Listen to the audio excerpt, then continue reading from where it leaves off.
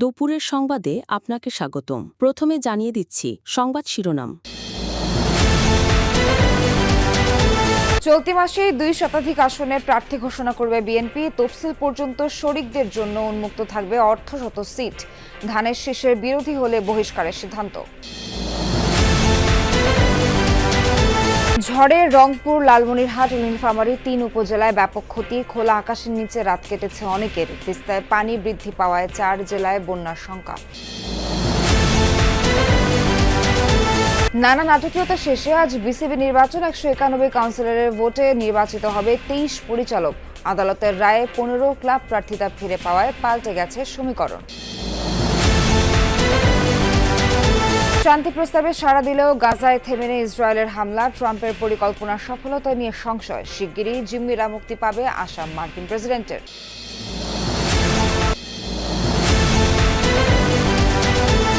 একসময়ের জোটের শরিক নির্বাচনের সহযাত্রী জামাতে ইসলামী এখন প্রবল প্রতিপক্ষ বিএনপির। মাঠে পিয়ার নিয়ে আন্দোলনে সোচ্চার থাকলেও আসন ভিত্তিক প্রার্থী ঘোষণা করে গণসংযোগে নেমে গেছে ইসলামপন্থী দলটি। অথচ গণসংযোগ দূরের কথা, প্রার্থী চূড়ান্ত করতেই টালমাটাল বিএনপি।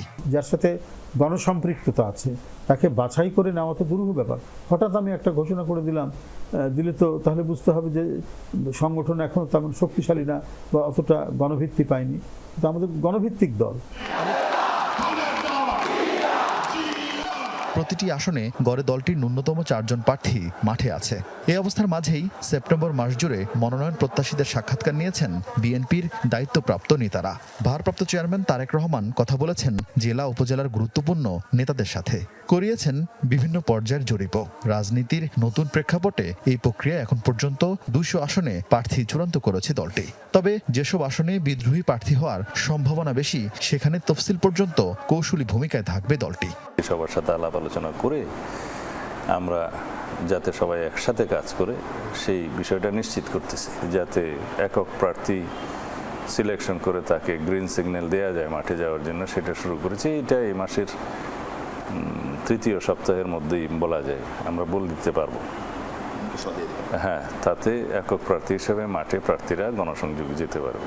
মনোনয়নের ক্ষেত্রে গুরুত্ব পাবেন দক্ষ সংগঠক, আন্দোলনের ভূমিকা সামাজিকভাবে গ্রহণযোগ্যরা। প্রবীণ নবীনের সমন্বয়ে এবারের মনোনয়ন তালিকায় চমক থাকবে বলে আভাস দিচ্ছেন বিএনপির শীর্ষ নেতারা। তাদের অতীত রাজনৈতিক অভিজ্ঞতা এবং আন্দোলনের ভূমিকা, গ্রহণযোগ্যতা, জনগণের কাছে তার জনপ্রিয়তা, এই সব কিছু বিবেচনা করছি। এবং বর্তমানে যে মেধাভিত্তিক প্রতিযোগিতা হবে সংসদে, বাইরে সমস্ত জায়গায়, সেই বিষয়টা আমরা লক্ষ্য রাখছি এবং তারুণ্যের একটা প্রতিনিধিত্বও থাকবে। আন্দোলন ভূমিকার পাশাপাশি জনগণের মধ্যে তার প্রতি জনগণের মনোভাব কি, ইতিবাচক না নেতিবাচক, এগুলো সমস্ত কিছু বিবেচনার মধ্যে আসবে। যুগপৎ আন্দোলনের শরিকদের আসন ছাড়ের বিষয়টিও দ্রুত সুরাহা করতে চায় বিএনপি। এজন্য মিত্রদের কাছে তালিকা চেয়েছে দলটি। ভোটে জয়ী হওয়ার মতো প্রার্থী থাকলে সর্বোচ্চ 50টি আসনে ছাড় দেওয়ার নীতিগত সিদ্ধান্ত থাকলেও এখনই তা জানাতে চান না বিএনপির নীতি নির্ধারকরা। সেটা এখনো আলোচনা বিবেচনার পর্যায়ে আছে, দেখা যাক। তফসিল ঘোষণার সময় নির্ধারণ হলেই লন্ডন থেকে দেশে ফিরতে পারেন বিএনপির ভারপ্রাপ্ত চেয়ারম্যান তারেক রহমান। তিনি দলের চূড়ান্ত মনোনয়নপত্র প্রার্থীদের কাছে হস্তান্তর করবেন। গঙ্গাচড়ার আলম বিদিতর ইউনিয়নের সিট কুতুব গ্রামের আনোয়ারুল জেলেখা দম্পতি এনজিও থেকে নেয়া ঋণের টাকায় বাড়ির সামনে দোকান দিয়ে কোনো রকমে চলছিল সংসার। রোববার বয়ে যাওয়া আকস্মিক ঝড়ে মুহূর্তে সব লণ্ডভণ্ড, বিধ্বস্ত হয়েছে বাড়িঘরও। বাতাস এসিয়ে 1 মিনিটের মধ্যে বাড়িঘর সব উড়ি নিয়ে গেছে। আমার 2টা গরু ছিল, গরু 2টা গরু বাঁচি গেছে, ঘর পড়ে গেছিল, ঘরে গরুর মধ্যে ঘর ভাঙি পড়ে গেছে। সব বাসা 2টা নষ্ট, মানে এখন বাসা আছি, কোনো ইয়ে করি থাকবো আমরা, কোনো জায়গা নাই তো বর্তমান মাইসের গুদে আমি জায়গা চাইছি। আলম বিদিতর গঙ্গাচড়া সদর, নোহালী, কোলকন্দ ও লক্ষ্মীটারি ইউনিয়ন জুড়েই ঝড়ের তাণ্ডবের চিহ্ন। প্রায় 1,500 কাঁচা, আধা পাকা ও পাকা ঘর ক্ষতিগ্রস্ত। গরু, হাঁস, মুরগির খামারও লণ্ডভণ্ড। দিশেহারা দরিদ্র পরিবারগুলো। মাদ্রাসার টিন টান সবকিছু উড়ে গেছে, গাছপালা যা আছে সব ভেঙে গেছে। প্রচুর ধরনের বাড়ি ঘর ভেঙে চুরমার হয়ে গেছে। অনেকের টিন পাওয়া যাচ্ছে না, অনেকের অনেক কিছু খুঁজে পাওয়া যাচ্ছে না। খোলা আকাশের নিচেই রাত কাটে অনেকের। আত্মীয় স্বজন আর এলাকাবাসী রান্না করা খাবার পৌঁছে দেন তাদের কাছে। খুঁটি ভেঙে পড়ায় বিদ্যুৎ বিচ্ছিন্ন 5 ইউনিয়নের বেশিরভাগ এলাকা। যে ঘর থাকি সেই ঘরের চালা মানে বারান্দা নীলটান সহ উড়ি চলে গেছে। ঘূর্ণিঝড়ের পর তো আমরা রান্না বান্না করিনি, কিছুই করি নাই, আত্মীয়র বাসা থেকে নিয়ে আসছে। বিল্ডিং এলা ঘর ওটা নষ্ট হয়ে গেছে, আর 2টা গরু নষ্ট হয়ে গেছে, আর মুরগি 1000 সেট আসলো সেটা নষ্ট হয়ে গেছে। ঘূর্ণিঝড়ে সবকিছু শেষ, থাকার জায়গা নাই, ঘর পড়ে গেছে, চালা পড়ে গেছে। ঝড়ে ক্ষতিগ্রস্তদের মাঝে শুকনো খাবার বিতরণ করেছে স্থানীয় প্রশাসন। সব ধরনের সহযোগিতার আশ্বাস উপজেলা নির্বাহী কর্মকর্তার। সকল ইউনিয়নে আমাদের জনপ্রতিনিধি সহ সবাই মিলে আমরা কাজ করছি। আমরা সকল ইউনিয়নে খাদ্য সহায়তা পৌঁছে দিচ্ছি। তাদের আর্থিক সহায়তা, ডিউটিনের সহায়তা সহ সকল সহায়তার জন্য আমরা সব অ্যারেঞ্জমেন্ট করেছি। গঙ্গাচড়ার পাশাপাশি রোববার নীলফামারীর কিশোরগঞ্জ ও লালমনিরহাটের কালীগঞ্জের ওপর দিয়েও ঝড় বয়ে যায়। দ্রুত পুনর্বাসন সহায়তার অপেক্ষায় ক্ষতিগ্রস্তরা। সংখ্যায় বেশি না হলেও প্রার্থীদের ব্যানারে ফুটিয়ে তোলার চেষ্টা বিসিবি নির্বাচনের আবহ, যেখানে আছে পুরনো প্রার্থীদের সাথে অনেক নতুন মুখ। ভোট বর্জনের মিছিলে উত্তাপ না থাকলেও অনুমেয় ফলাফলেও রং বদল হচ্ছে ক্ষণে ক্ষণে। 23 পদে বর্তমানে প্রার্থী আছেন মোটে 29 জন।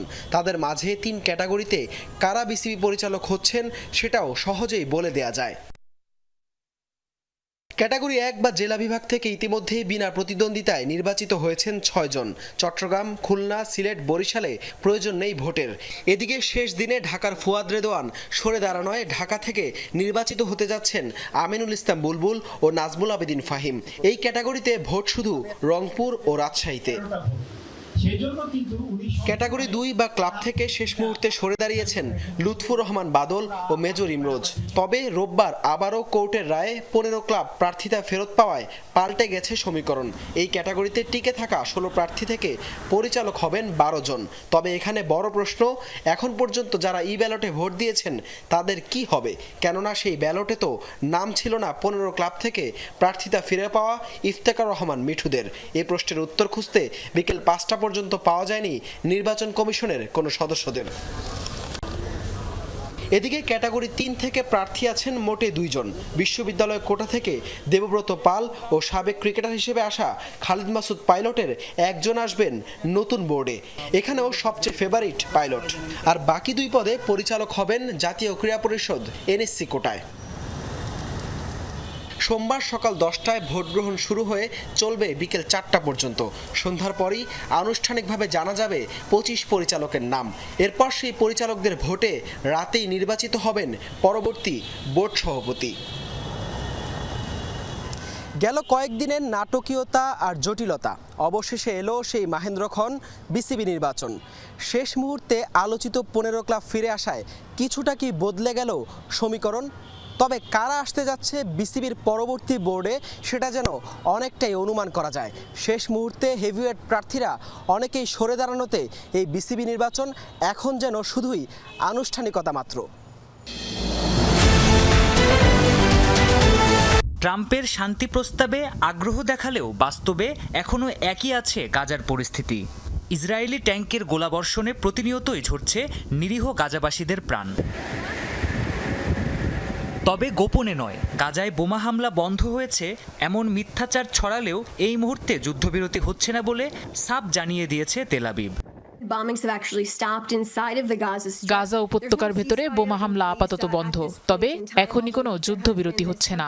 প্রধানমন্ত্রীর নির্দেশ, যুদ্ধক্ষেত্রে সৈন্যদের জীবনে হুমকি আসলে আত্মরক্ষার জন্য প্রতিরোধমূলকভাবে পাল্টা আক্রমণ চালানো হবে। এদিকে ইসরায়েলি বাহিনীর এসব বর্বরতা যেন দেখেও না দেখার ভান করছে যুক্তরাষ্ট্র। এবিসি নিউজে দেওয়া এক সাক্ষাৎকারে ইসরায়েলি বাহিনীর এসব বর্বরতার নিন্দা না জানিয়ে বরং তেল আবিবের মিথ্যাচারকেই প্রচার করেন মার্কিন পররাষ্ট্রমন্ত্রী মার্কো রুবিও। স্পষ্টতই বন্দীদের বের করে আনতে বোমা হামলা বন্ধ করতে হবে। সৌভাগ্যবশত ইসরায়েলিরা ঘোষণা করেছে তারা এখন অঞ্চলটির সব আক্রমণাত্মক অভিযান স্থগিত করেছে। বিশেষজ্ঞরা বলছেন ট্রাম্প প্রশাসনের এমন উদাসীনতারই সুযোগ নিচ্ছে নেতানিয়াহু। ক্ষমতায় টিকে থাকতে আপাতত ট্রাম্পের সুরে সুর মেলালেও গোপনে গাজায় যুদ্ধবিরতির চুক্তি হতে দিতে চান না এই কট্টরপন্থী ইসরায়েলি প্রধানমন্ত্রী। নেতানিয়াহু যতদিন সম্ভব ক্ষমতায় থাকতে সবার সাথে প্রতারণা করার চেষ্টা করছেন, কিন্তু তার ট্রাম্পকে দরকার। যুক্তরাষ্ট্র ছাড়া ইসরায়েল টিকে থাকতে পারে না, আর ট্রাম্পের সমর্থন ছাড়া তিনি ক্ষমতায় থাকতে পারবেন না। তবে আমি মনে করি তিনি চুক্তিটা ভেস্তে দেওয়ার চেষ্টা অব্যাহত রাখবেন।